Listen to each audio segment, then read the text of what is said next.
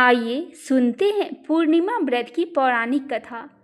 द्वापर युग में एक समय की बात है। यशोदा जी ने कृष्ण जी से कहा, हे कृष्ण, तुम सारे संसार के उत्पन्न करता, पोषण तथा उसके संहार करता हो। आज कोई ऐसा व्रत मुझसे कहो जिसके करने से मृत्यु लोक में स्त्री को विधवा होने का भय न रहे तथा यह व्रत सभी मनुष्यों की मनोकामना पूर्ण करने वाला हो। फिर श्री कृष्ण जी कहने लगे, हे माता, तुमने अति सुंदर प्रश्न किया है। मैं तुमसे ऐसे ही व्रत को सविस्तार कहता हूँ। सौभाग्य की प्राप्ति के लिए स्त्रियों को द्वात्रिशत अर्थात 32 पूर्णिमाओं का व्रत करना चाहिए। इस व्रत को करने से स्त्रियों को सौभाग्य संपत्ति मिलती है। यह व्रत अचल सौभाग्य को देने वाला और भगवान शंकर के प्रति मनुष्य मात्र की भक्ति को बढ़ाने वाला है। यशोदा जी कहने लगी, हे कृष्ण, सर्वप्रथम इस व्रत को मृत्यु लोक में किसने किया था? इसके विषय विस्तार पूर्वक मुझसे कहो। श्री कृष्ण जी कहने लगे कि इस भूमंडल पर एक अत्यंत प्रसिद्ध राजा चंद्रहास से पालित अनेक प्रकार के रत्नों से परिपूर्ण कातिका नाम की एक नगरी थी। वहाँ धनेश्वर नाम का एक ब्राह्मण था और इसकी स्त्री अति सुशील रूपवती थी। दोनों ही उस नगरी में बड़े प्रेम के साथ रहते थे। घर में धन्य धान्य आदि की कोई कमी नहीं थी। उनको एक बड़ा दुख था, उनके कोई संतान नहीं थी, जिस वजह से वह बहुत दुखी रहते थे। एक दिन एक बड़ा तपस्वी योगी उस नगरी में आया। वह योगी बाकी सभी घरों में भिक्षा मांगकर भोजन किया करता था, लेकिन उस ब्राह्मण के घर से भिक्षा नहीं मांगा करता था। एक दिन योगी गंगा के किनारे भिक्षा मांगकर प्रेम पूर्वक खा रहा था कि धनेश्वर ने योगी को यह सब करते देख लिया। सब कार्य किसी प्रकार से राजा ने देख लिया। अपनी भिक्षा अनादर से दुखी होकर धनेश्वर योगी से बोले, और सभी घर से भिक्षा लेते हो, परंतु मेरे घर की भिक्षा कभी भी नहीं लेते, इसका कारण क्या है?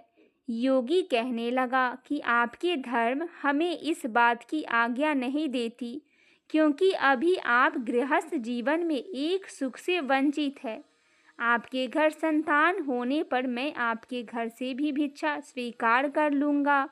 उन्होंने कहा कि जिसे संतान नहीं है उसके घर से भिक्षा लेने से मेरी भी पतित हो जाने की भय है। धनेश्वर यह सब बात सुनकर बहुत दुखी हुआ और हाथ जोड़कर योगी के पैरों पर गिर पड़ा तथा दुखी मन से कहने लगा कि आप मुझे संतान प्राप्ति के उपाय बताएं। आप सर्वज्ञ हैं, मुझ पर अवश्य ही यह कृपा कीजिए। धन की मेरे घर में कोई कमी नहीं है, लेकिन मैं संतान न होने के कारण अत्यंत दुखी हूँ। आप मेरे इस दुखों का हरण कीजिए। यह सुनकर योगी कहने लगे, तुम चंडी की आराधना करो। घर पहुंचकर उन्होंने यह सारी बात अपनी पत्नी को बताई और खुद वन में चला गया। वन में पहुंचकर उसने चंडी की आराधना की और उपवास किया। चंडी ने 16 दिन उसको सपने में दर्शन दिए और कहा कि हे धनेश्वर, जा, तेरा पुत्र होगा, लेकिन उसकी आयु सिर्फ 16 वर्ष होगी। 16 वर्ष की आयु में ही उसकी मृत्यु हो जाएगी। अगर तुम दोनों स्त्री और पुरुष 32 पूर्णिमाओं का व्रत करोगे तो यह दीर्घायु भी हो सकता है। जितनी तुम्हारा सामर्थ्य हो उतना आचे के दिए जलाकर शिवजी का पूजन करना, लेकिन पूर्णमासी 32 ही होनी चाहिए। सुबह होते ही तुम्हें इस स्थान के पास एक आम का पेड़ दिखाई देगा। उस पर चढ़कर एक फल तोड़कर अपने घर ले जाना। अपनी स्त्री को इस बारे में बताना और सुबह स्नान होने के बाद वह स्वच्छ होकर शंकर जी का ध्यान करके उस फल को खा ले। तब शंकर भगवान की कृपा से उसको गर्भ हो जाएगा। जब ब्राह्मण सुबह उठा तो उस स्थान पर आम का पेड़ दिखाई दिया और वह उससे फल तोड़ने को चढ़ा, लेकिन वह पेड़ पर चढ़ नहीं पा रहा था। यह देखकर उसे बड़ी चिंता हुई। उसने भगवान गणेश की उपासना की और कहा, हे दयानिधे, अपने भक्तों के विघ्नों का नाश करके उनके मंगल कार्य को करने वाले, दुष्टों को नाश करने वाले, रिद्धि सिद्धि देने वाले, आप मुझे इतना बल दे कि मैं अपनी मनोकामना पूरी कर सकूं। इसके बाद वह पेड़ से फल तोड़कर अपनी पत्नी के पास पहुंचा। उसकी पत्नी ने अपने पति के कहे अनुसार इस फल को खा लिया और वह गर्भवती हो गई। देवी की कृपा से उसे बहुत सुंदर पुत्र पैदा हुआ। उसका नाम उन्होंने देवीदास रखा। माता पिता के हर्ष और सुख के साथ वह बालक बढ़ने लगा। भगवान की कृपा से बालक बहुत सुंदर था, सुशील और पढ़ाई लिखाई में भी बहुत निपुण था। दुर्गा जी की कथा अनुसार उसकी माता से 32 पूर्णिमा का व्रत रखा था। जैसे ही 16वां वर्ष लगा, दोनों पति पत्नी बहुत दुखी हुए, कहीं उनके पुत्र की मृत्यु न हो जाए। उन्होंने सोचा कि अगर उनके सामने यह सब हुआ तो वह कैसे देख पाएंगे। तभी उन्होंने देवीदास के मामा को बुलाया और 1 वर्ष के लिए देवीदास को काशी में पढ़ने के लिए भेज दिया। 1 वर्ष के बाद उसे वापस लेकर आ जाना। देवीदास अपने मामा के साथ एक घोड़े पर सवार होकर चल दिया। उसके मामा को भी यह बात पता नहीं था। दोनों पति पत्नी 32 पूर्णमासी का व्रत पूरा किए। दूसरी तरफ मामा और भांजा दोनों रात गुजारने के लिए रास्ते में एक गांव में रुके। उस दिन उस गांव में ब्राह्मण की कन्या का विवाह होने वाला था। जिस धर्मशाला में वर और बारात के बाकी लोग रुके हुए थे, उसी धर्मशाला में देवीदास और उसका मामा ठहर गए। उधर कन्या को तेल आदि चढ़ने के बाद जब लगन का समय आया तो वर की तबीयत खराब हो गई और वर के पिता ने अपने परिवार वालों से विचार विमर्श करके कहा कि यह देवीदास मेरे पुत्र जैसा ही है, मैं इसके साथ लगन कर दूं और बाद में बाकी सारे काम मेरे बेटे के साथ पूरे हो जाएंगे। ऐसा कहने के बाद वर के पिता देवीदास को मांगने के लिए उसके मामा के पास गए और उन्हें सारी बात बताई। मामा ने कहा कि कन्यादान में जो कुछ भी मिलेगा वो हमें दे दिया जाए। वर के पिता ने बात स्वीकार कर ली। इसके बाद देवीदास का विवाह कन्या के साथ संपन्न हो गया।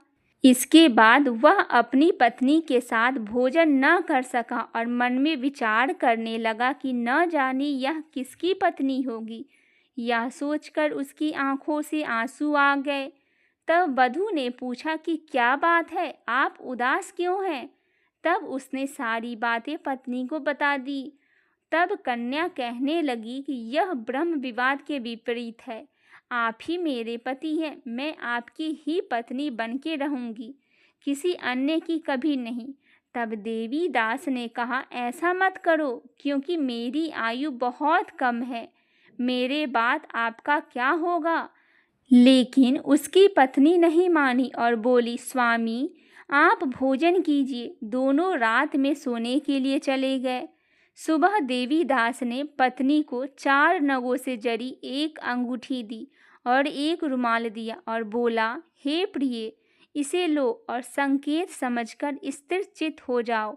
मेरे मरण और जीवन जानने के लिए एक पुष्प वाटिका बना लो। उसमें सुगंधी वाले एक नवमालिका लगा लो। उसको प्रतिदिन जल से सींचा करो और आनंद के साथ खेलो और कूदो।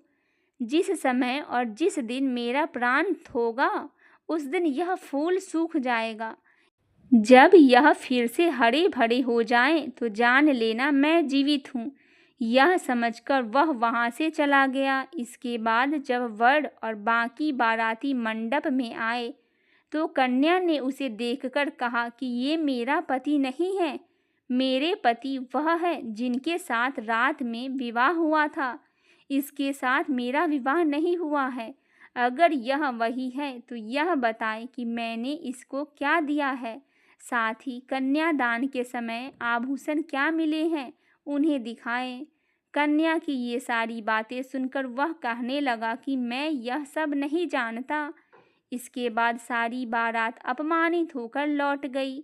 भगवान कृष्ण बोले, हे माता, इस प्रकार देवीदास काशी चला गया। कुछ समय जब बीत गया तो एक सर्प उसको डसने के लिए आया और उसको काट नहीं पाया, क्योंकि उसकी माता ने पहले ही 32 पूर्णिमा का व्रत किए थे।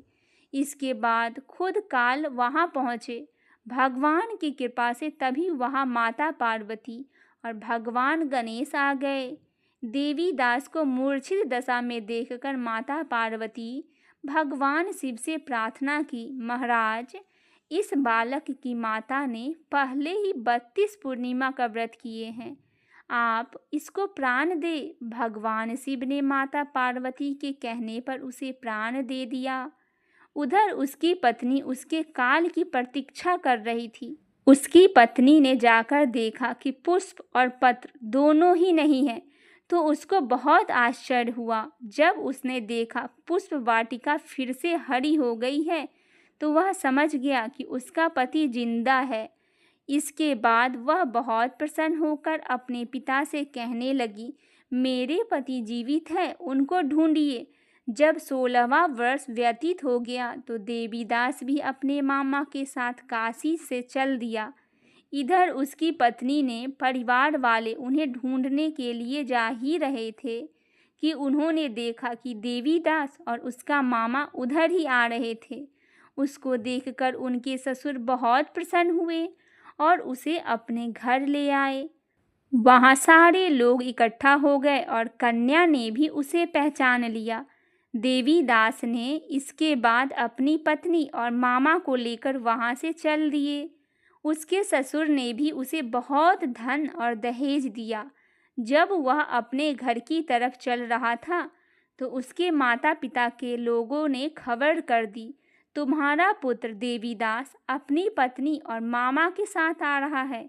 ऐसा समाचार सुनकर पहले तो उन्हें विश्वास नहीं हुआ, लेकिन जब देवीदास आया और उसने अपने माता पिता के पैर छुए तो देवीदास के माता पिता ने उनका माथा चूमा और दोनों के आने की खुशी में धनेश्वर ने बहुत दान दक्षिणा ब्राह्मण को दी।